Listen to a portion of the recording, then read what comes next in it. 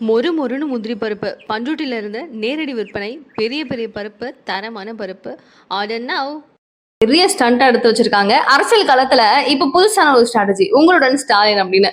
இப்ப நீங்க வந்து எந்த ஏரியால இருக்கீங்கன்னு எனக்கு தெரியாது. பட் சென்னை போன்ற சிட்டிகள்ல அப்படின்னு பாத்தீங்கன்னா வீட்டுக்குள்ள ஒரு ஒரு ஒரு பேம்ப்ளெட் அப்படி சுருக்கப்பட்டு இருக்கு. நான் அப்படிதான் அதை பார்த்தேன்.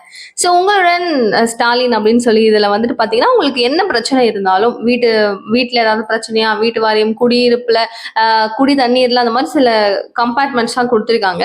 இதுல வந்து நம்மளுக்கு என்ன ப்ராப்ளம் அப்படிங்கறத நம்ம கேட்டோம்னா 45 டேஸ்க்குள்ள அதற்கான ஒரு தீர்வு கொடுக்கப்படும் அப்படின்னு சொல்லிட்டு அவங்களுடைய ஒரு முயற்சியா இருக்கு. ஸோ இந்த ஒரு விஷயத்த பாத்தீங்க அப்படின்னா அமுதா ஐஏஎஸ் இருக்காங்க இல்லையா, அவங்க தமிழ்நாடு அரசியல் செய்தி தொடர்பாளர் அப்படின்னு சொல்லிட்டு இந்த ஒரு அந்தஸ்தோட அவங்க இந்த வேலைகள் திமுகவினுடைய செயல்கள் அப்படின்னு சொல்லி ஒன்னத்தையும் முனைப்பா இவங்க வந்து மக்களுக்கு பிரதிபலிக்கிறதுக்காக ஒரு ஒரு விஷயமா அவங்க தொடங்கி வச்சுட்டு இருக்காங்க. அந்த வகையில இதனுடைய வரவேற்பு மக்கள் கிட்ட எந்த அளவுக்கு இருக்கு அப்படின்னு சொல்லி நம்ம யோசிக்கிறதுக்கு அப்படி ஒரு க்ஷணம் முன்னாடி அதிமுகவினுடைய பொதுச் செயலாளரான எடப்பாடியார் அவர்கள் என்ன பண்றாரு, பெரிய அளவுல ஒரு கூட்டணியை கூட்டுறாரு. சாரி, கூட்டணி கிடையாது, ஒரு பெரிய கூட்டத்தை கூப்பிடுறாரு.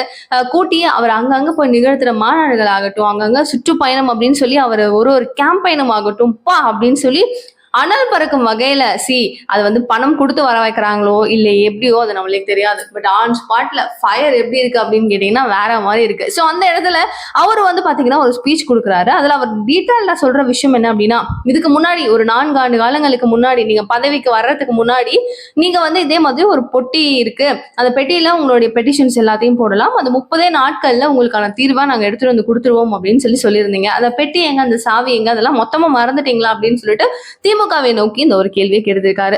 சோ நீங்க மக்களை வந்துட்டு எப்ப பார்த்தாலும் ஏமாத்தலாம் நீங்க ட்ரை பண்ணிட்டு இருக்கீங்க. 4 ஆண்டுகள் வந்து நீங்க எங்க ஸ்டாலின் கிடையாதா, இப்பதான் உங்கள் ஸ்டாலின் அப்படின்னு சொல்லி உங்களுக்கு தோணுதா? அப்ப இத்தனை நாள் நீங்க குடியிருப்புலையா இல்ல குடி தண்ணீர்லயோ இந்த மாதிரி பிரச்சனைகள் உங்களுக்கு இருந்துச்சுன்னா சொல்லுங்கன்னா, அப்ப இத்தனை 4 ஆண்டு காலங்கள் நீங்க என்ன பண்ணீங்க, அரசியல்வாதிகள் என்ன பண்றாங்க அப்படிங்கிற ஒரு பிக்கஸ்ட் கேள்வியை கேட்டிருக்காரு. சோ யோசிச்சு பார்த்தாலும் கரெக்ட் தானே.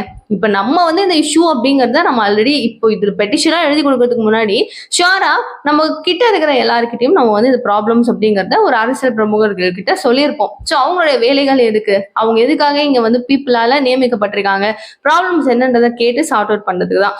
பட் இவங்களாலையும் முடியாம அவங்களாலையும் முடியாம நம்ம அங்க சிஎம் செல் வரையும் போயிட்டு இந்த விஷயம் சால்வ் ஆகும் அப்படின்னா அந்த அளவுக்கான இஷ்யூஸ் இங்க இருக்குன்னா அதை பாக்குறத விட இவங்களுக்கு என்ன வேலை அப்படிங்கிற மாதிரி கேள்வியும் அங்க எழுப்புறது கரெக்ட் தானே.